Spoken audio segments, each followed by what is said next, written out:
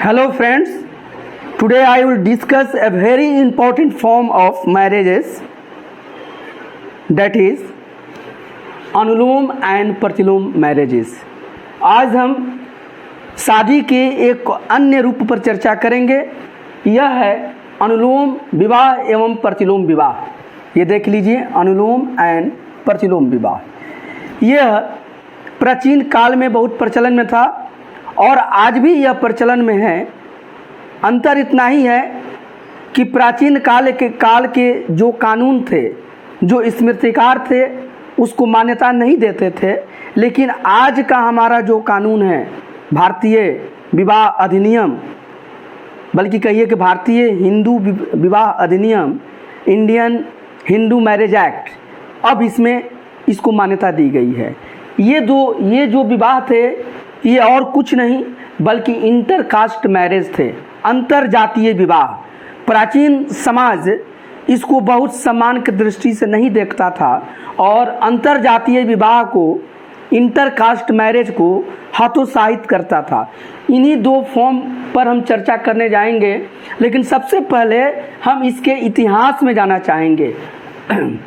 ये समझिए कि वैदिक साहित्य में, यानी कि पूर्व वैदिक साहित्य में ऐसे विवाहों का प्रचलन देखने को नहीं मिलता है।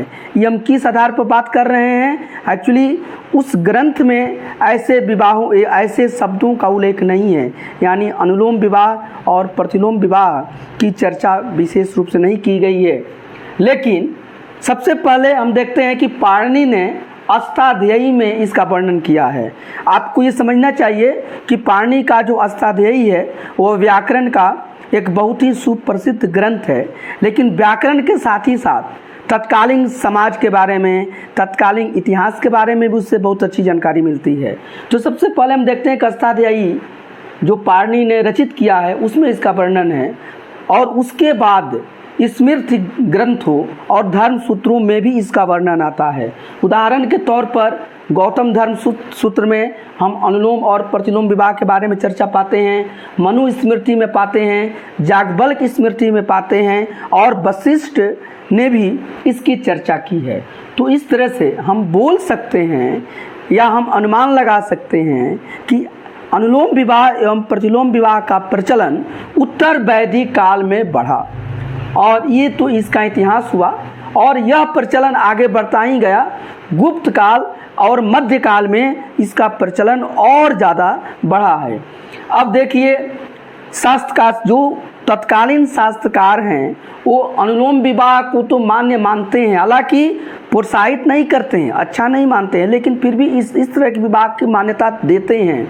परंतु वह प्रतिलोम विवाह को मानने से इनकार करते हैं या इसको बहुत ही उग्र दृष्टि से देखते हैं, और इसको हमेशा प्रतिबंधित या इनकरेज करने की सोचते हैं। प्रतिलोम विवाह के प्रति उनका सोच यह है कि प्रतिलोम विवाह को हतोत्साहित करने के लिए, रोकने के लिए उन्होंने इस तरह का नियम बना दिया कि प्रतिलोम विवाह के फलस्वरूप जो संतान जन्म लेगा उसको उत्तराधिकार नहीं मिलेगा, मतलब कि धन आदि की संपत्ति में उसको कोई हक नहीं मिलेगा, उसकी कोई हिस्सा नहीं लगेगा। तो इस तरह से वो इसके प्रति कठोर हैं। अब हम आइए एक एक करके हम इसका अनुलोम और प्रतिलोम विवाह का चर्चा करते हैं। सबसे पहले अनुलोम विवाह है क्या? ये सिंपल है। सबसे पहले तो आप जानेंगे कि अनुलोम विवाह और प्रतिलोम विवाह दोनों अंतरजातीय विवाह हैं, दोनों इंटरकास्ट मैरिज हैं, यानी कि अपने वर्ण या अपने समान वर्ण या समान कुल के विवाह नहीं हैं। जबकि प्राचीन ग्रंथ, भारतीय समाज जो है वो समान कुल या समान वर्ण या समान जाति की शादियों को ही ज़्यादा अच्छा मानता है और इसको प्रोत्साहित करता है। तो ये इंटरकास्ट मैरिज है। इसमें होता क्या है कि पुरुष जो है, अनुलोम विवाह में, मैं अनुलोम विवाह की चर्चा कर रहा हूँ, पुरुष जो है वह उच्चतर वर्ण या उच्चतर कुल या कह सकते हैं कि उच्चतर जाति का होता है, और स्त्री जो होती है वो निम्न वर्ण, यानी कि पुरुष से निम्नतर वर्ण, निम्नतर कुल और निम्नतर जाति की होती हैं। तो जब पुरुष उच्च जाति का और स्त्री निम्न जाति का हो और ऐसे का जब शादी हो तो उसको हम अनुलोम विवाह कहते हैं। मनु बताते हैं कि इस विवाह से जो बच्चा संतान पैदा होता है वो वर्ण संकर होता है और इसी से कई जातियां बनी। और इसमें जैसे उन्होंने बताया कि अम्बष्ट, निदास, अम्बष्ट, निषाद और उग्र आदि जो जातियां बनी वो अनुलोम विवाह के ही फलस्वरूप बनी हैं। इसके कुछ संभ्रांत उदाहरण भी मिलते हैं। जैसे ऐसा नहीं था कि यह विवाह आम लोग ही करते थे, और इस विवाह का हम वर्णन हम संभ्रांत लोगों में देखते हैं। जैसे देखिए उदाहरण के तौर पर कालिदास ने गुप्तकालीन समय में एक ग्रंथ आता है मालविकाग्निमित्रम, ये कालिदास ने लिखा है।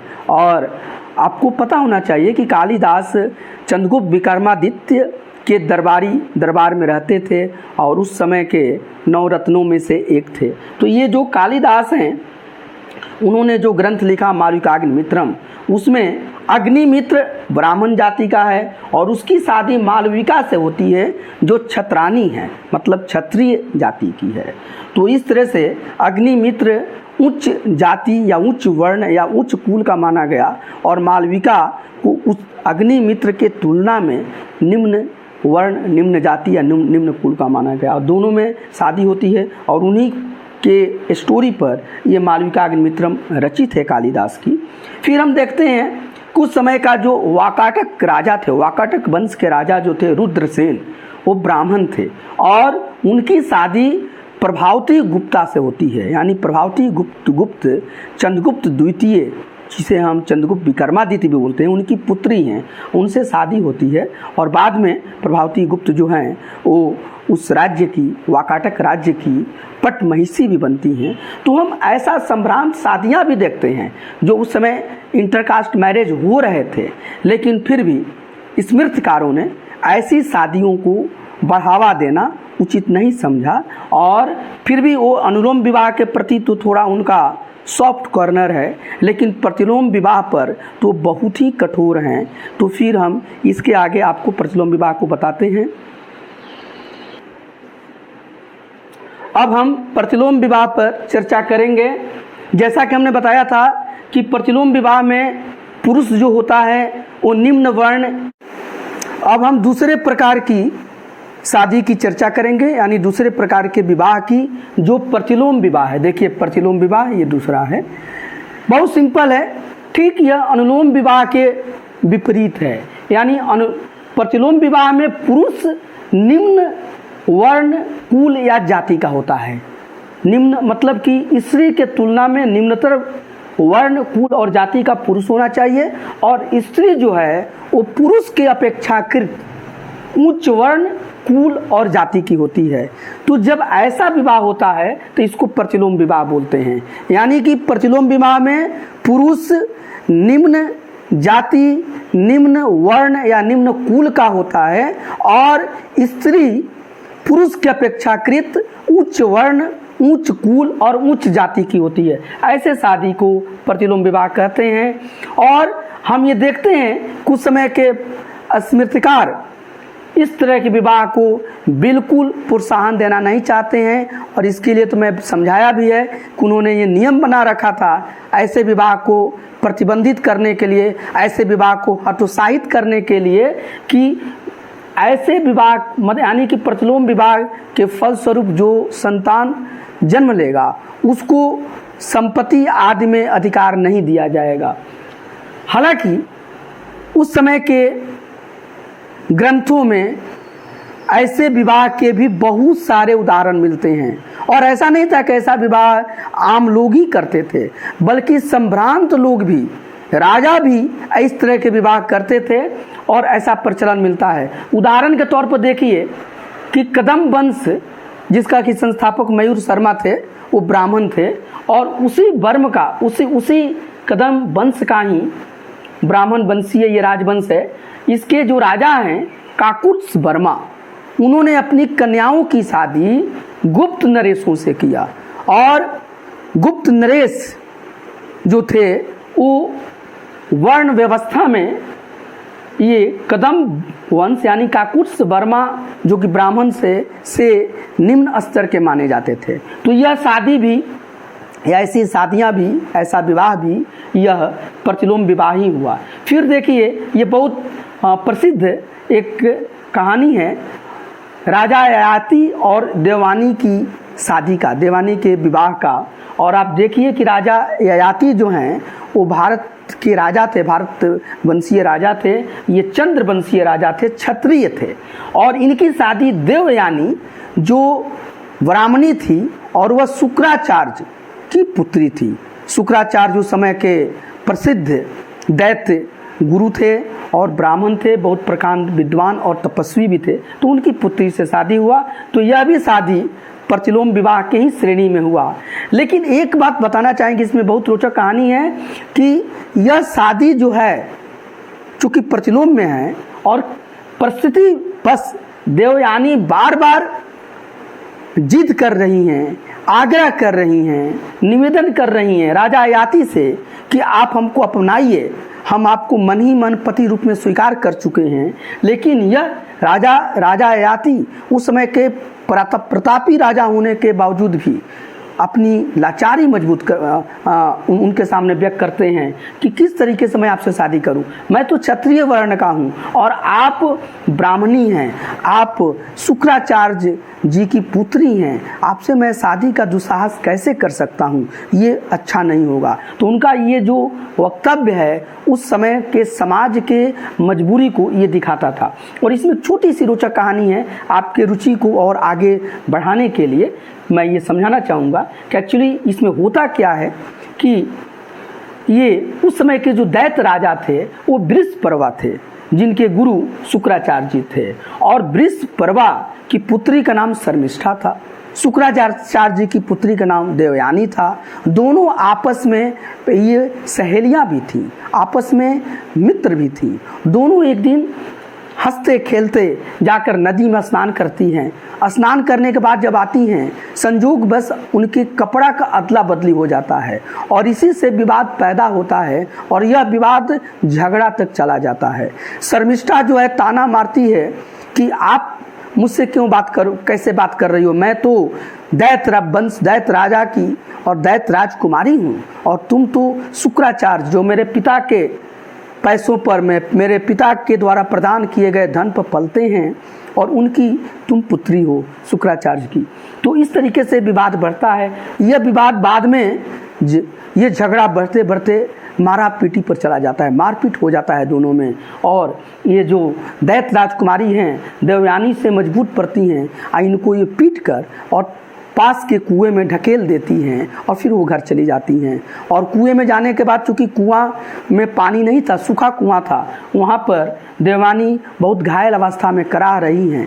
उसी समय ययाति, उस समय के भारत के चंद्रवंशीय राजा थे, वहाँ से गुजरते हैं और इस कराह को वो नोटिस करते हैं और वहाँ जाकर देखते हैं तो कोई सुंदर ज्योति वहाँ उसमें गिरी हुई है। फिर उसको वहाँ से वो निकालते हैं। निकालने के क्रम में देवयानी के दाहिने हाथ को पकड़ के वो बाहर निकालते हैं। और जब देवयानी बाहर आती हैं तो बहुत ही उदास हैं, मलिन हैं, शोक संतप्त हैं। कारण पूछने पर वो बताती है कि हमारी ये जो अपमान किया है और हमें इस दशा में शर्मिष्ठा ने पहुंचाया है, जो इस राज्य की दैत्य राज की पुत्री हैं, इसलिए अब मैं उस राज्य में नहीं जाऊंगी और आप पहले पुरुष हैं जो मेरे दाहिने हाथ को पकड़े हैं और आपको मन ही मन अब मैं अपना पति मान चुकी हूँ, इसलिए कृपया आप मुझे अपने साथ ले चलिए और मैं आपसे शादी करना चाहती हूँ, आपसे विवाह करना चाहता हूँ। तब राजा अपनी मजबूरी को बताते हैं, करी आप क्या कह रही हैं, आप तो ब्राह्मण वंश की और लड़की हैं, आप दैत्य गुरु महान तपस्वी शुक्राचार्य जी की आप पुत्री हैं, आप ब्राह्मणी हैं और मैं राजा हूं तो क्या हूं, मैं एक क्षत्रिय हूं, हमारी और आपकी शादी कैसे संभव है। लेकिन वो अपनी जीत पर अड़ी रहती हैं और बाद में ऐसी परिस्थिति आती है कि ययाति को शादी करना होता है। शुक्राचार्य भी उसमें आ जाते हैं और वो शादी होती है। तो यह प्रतिलोम विवाह है। मैं ये कहानी इसलिए सुनाया कि एक यहाँ पर उस समय के समर्थ राजा भी इस तरह से शादी से कतरा रहे थे, तो समाज में इसकी मान्यता नहीं थी। ये दोनों अंतर्जातीय विवाह में ही आएंगे। और लेकिन जब हमारा देश स्वतंत्र हुआ तब भारत में इस तरह का कानून बना जिसको कि हम हिंदू विवाह अधिनियम, हिंदू मैरिज एक्ट कहते हैं। यह 1949 यानी 1949 में बना, फिर 1944, 1955, 1976 में ये नियम बनाकर और इस तरह के अंतर्जातीय विवाह को ये एक बिल्कुल वैध माना गया, कानूनी माना गया, लीगल माना गया और बताया गया कि समाज में ये जो शादियां हैं, जो इंटरकास्ट मैरिज है, यानी कि जो अनुलोम और प्रतिलोम विवाह के फलस्वरूप जो शादियां हो रही हैं, ठीक है, इससे उत्पन्न जो संतान है वो बिल्कुल लीगल है, वैध हैं और उनको वो सभी हक मिलेंगे जो एक संतान को मिलना चाहिए। अपने पिता के संपत्ति में या माता पिता की संपत्ति में उनको पूरा समान अधिकार होगा जो कानूनी तौर पर उनको मिलना चाहिए। तो अब इस तरह की शादी को हमारा जो भारत सरकार है वो बढ़ावा दे रही है और इसमें शादी के बाद कोई भेदभाव नहीं किया जाता है।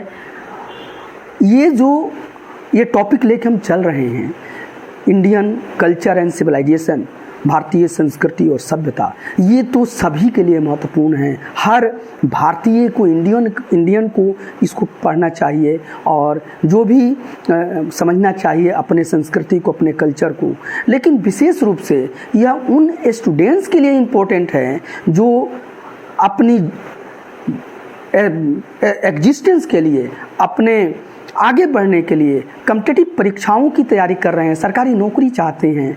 तो कॉम्पिटिटिव परीक्षाओं में चाहे वो सिविल सर्विसेज हों, IAS, PCS आदि, या वनडे एग्ज़ाम्स हों, बैंक, रेलवे, SSC, कोई भी कॉम्पिटिटिव एग्ज़ाम्स हों, वो उसमें से ये टॉपिक इससे ज़रूर क्वेश्चन बनते हैं।